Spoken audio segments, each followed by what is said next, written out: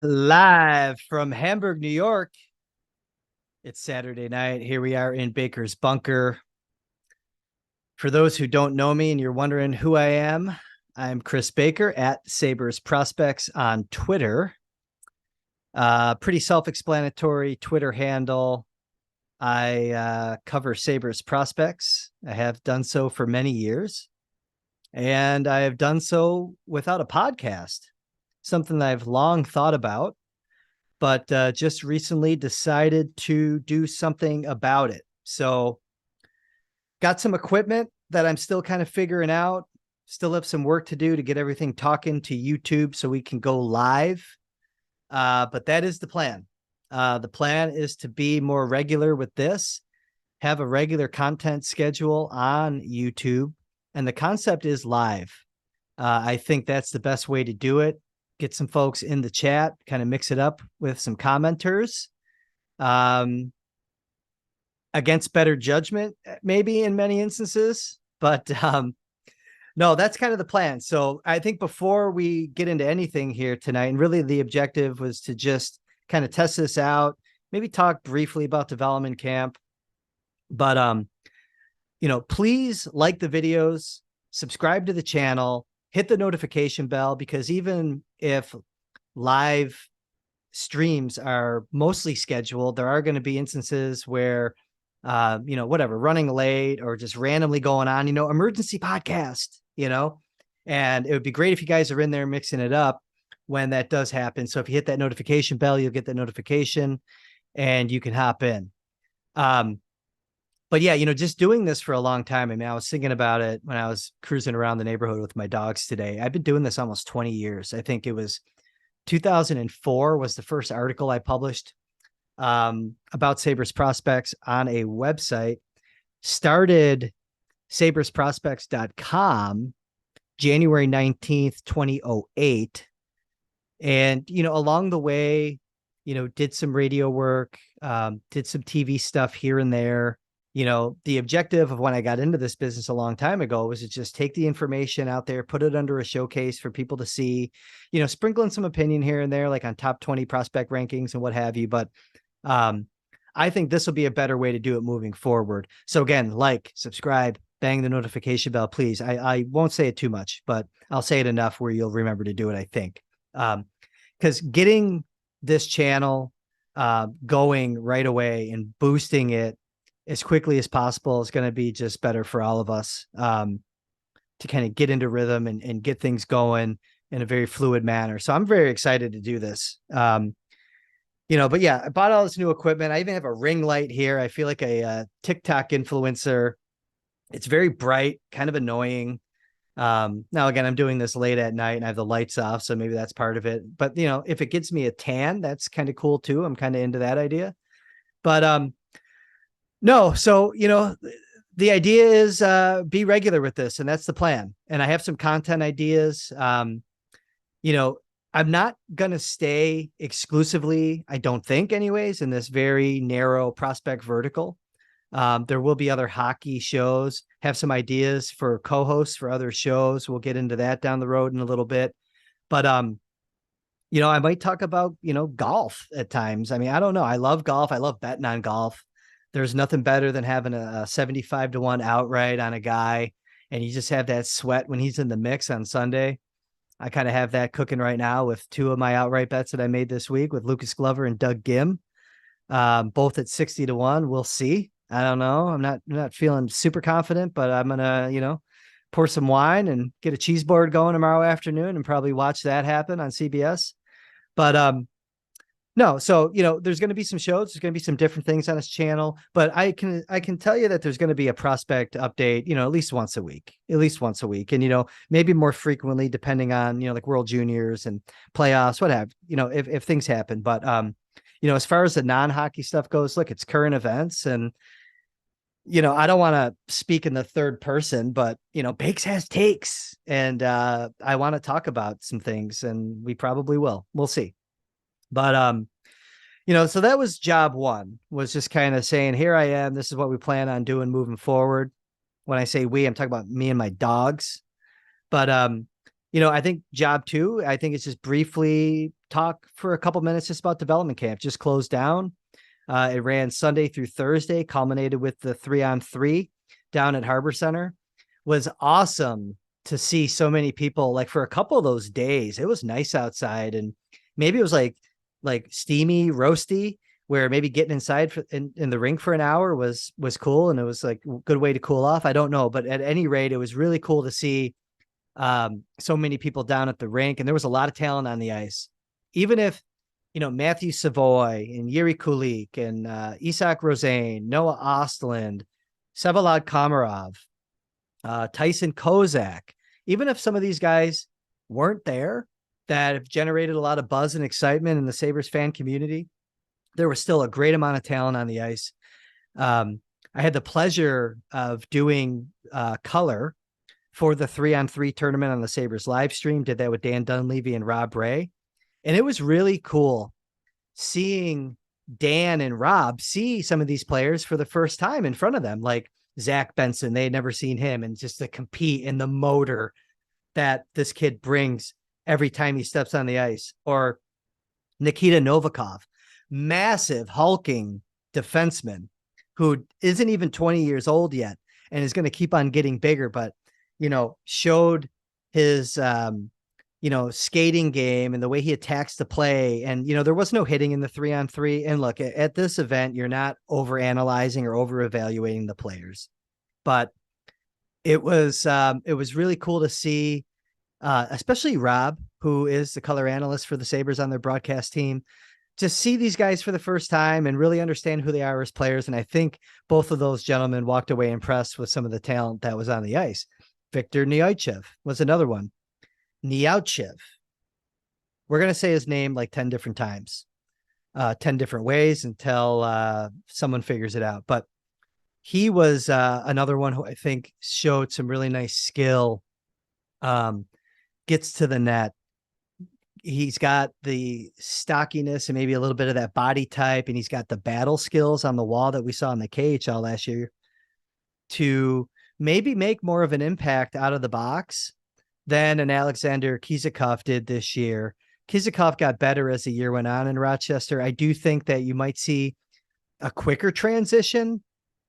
Like, my idea for a successful year for Neoichev would be, you get him to, really coming back from like the holiday break, you get into January, and that's when you want to see that consistency and production and just the shift to shift work rate be really where it needs to be at that point in the season. It's almost like 2 semesters, and like, so when that second semester begins, that's when you want to see a player like that start to take off a little more. Just like we saw with Yuri Kulik this year. When Yuri Kulik came back from the World Juniors, it was really like February 1.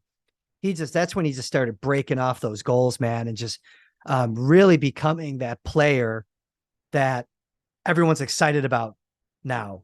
Excuse me. But, I think Neoichev has every opportunity to be an impact player, and it's going to take him a little bit of time, but I think he's going to do really well in his first North American year, along with Novikov. Both of these guys are going to have an adjustment to make. The game's going to be pretty fast here, even though they both had some KHL experience. It's still different rink. The speed of the players is right there or better, but everything just happens. It's bang, bang, a little quicker. So once they adjust, they're going to be fine. And they're part of many storylines. There are just a couple storylines of several that exist for Sabres prospects this year. But another one, Jake Richard. Jake Richard, I think, was excellent at development camp. One of the standouts in the 3-on-3.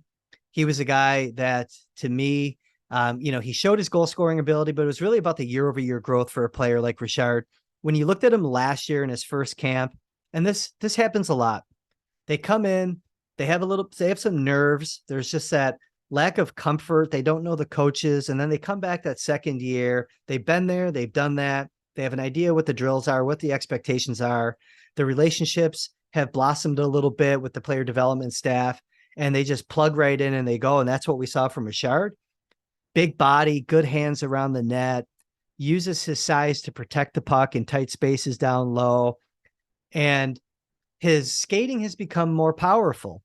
So the acceleration is going to start to come more with him over the course of the next, 2-3 years at UConn. That's really his developmental agenda for my lens when he's in college is, keep that drivetrain, add more power to that, but also the overall body quickness, which is just going to help him, win battles and get to spaces and, work some defensemen as those defensemen get bigger and stronger at the next levels that he's going to move through. But he was excellent. As far as development camp invites go, I thought that the goaltender TJ Semptimphelter from Arizona State was really good. Again, summer hockey just sucks for goalies. Defense is a little more lax. In the 3-on-3 at development camp, the defensemen aren't allowed to hit. They're not really bodying up on guys too in an overly physical manner. It's a lot of up and down, which, by the way, made it very difficult to do color for too. We could probably talk about that, but man, that was definitely tricky when you're trying to sprinkle in, thoughts on players or some anecdotal stories on some of the players from their past seasons. And you're trying to, at the same time, give Dan time to call potential goals, because it's up and down and up and down, and it's nonstop. Well, for goaltenders, it's just as brutal. But I thought Semptimphelter looked really good. He was quick. He made some really nice saves. As was Ratzlaff, the kid that the Sabres drafted in the 5th round this year. Another guy who's not really big, but I've said it a couple times since he was drafted, he just presents bigger. He's got an amazing personality. His press availability, he was there for it, man. He was big smile on his face, very engaging personality. I kind of like seeing that. No, but overall, it was a very, very talented group, even without those aforementioned players that did not participate on ice. It was a very high-end group of prospects. And there's, it just gets me excited for the season coming up. It gets me excited to come here every week and talk about what's happening.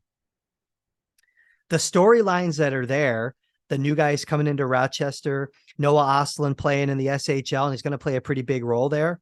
But also, Viljami Marjala, who was really good in the 3-on-3, especially as the tournament played on. He was very impactful, scored a lot of goals in those late games. And he's an interesting one because, he was a middle of day 2 pick a couple of years back, played a season in Quebec, then went back over to Finland this year and was an absolutely dominant player for TPS at the under 20 level. If I look at all the European junior leagues, Marjala was right up there as far as one of the most dominant figures in Europe junior ranks. Earned his way up to Liga, TPS top men's club team. And he was just very confident when he was up there. He kept his game in straight lines. He wasn't as east-west because he didn't have the puck as much as he does at the junior level, but he kept his game in straight lines. He'd make a beeline for the post. He would take passes, scored a couple goals that way. And if he keeps moving forward in the last year of his deal with TPS this year in Liga, he could be a player that maybe some weren't thinking about this time last year that all of a sudden starts popping and could be a guy that the Sabres look to get under contract and bring him over to Rochester. And maybe he becomes a contributor. The skill level's there. It's more just about adding a little bit more of that grime to his game and a higher work rate and using his body and just getting stronger on the walls and winning some one-on-one puck battles and bringing out, he's going to have to do that to leverage his skill that he has. He's got great hands. He's a very good skater. So he's an interesting one to track, but again, just another of several storylines that are going to exist this year that get me excited to do this. So I know that I am starting a podcast, a hockey podcast in July. I've had better timed projects, but needless to say, look, I have some content ideas to kind of keep this thing moving throughout the summer. I don't think it's too early. As stupid as it sounds, I don't think it's too early to start talking about the 2023 draft. I think the idea there in talking about the 2023 draft early is start identifying players now that we think the Sabres would kind of be attracted to. And we can track them here throughout the year. We'll both be better for it come draft time next June. And that's exciting.